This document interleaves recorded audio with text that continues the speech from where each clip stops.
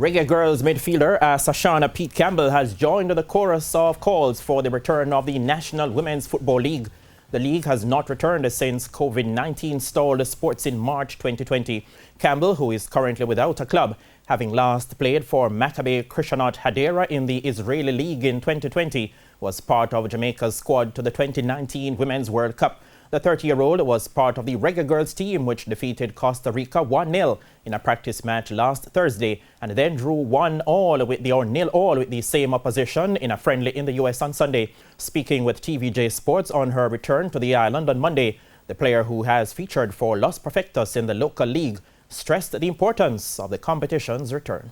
A league or something for a female going on here in Jamaica, to know that we have such a good team right now, and if we had a program where at least the younger girls could take part in, then we'll have a lot more probably local based players, but everyone has to travel all over to play and stuff like that, and it does not really look good for Jamaica. So we really do need a league. I was asked a question the other day, do we have a league here? And I was like, no. I was so ashamed to say no, we don't. When you look at the team that we have and to know that we don't have a local league going on, it is very bad. Head of the Jamaica Football Federation's Women's Committee, Elaine Walker-Brown, told TVJ Sports earlier this month that pending approval from the government, the local league is set to return in January.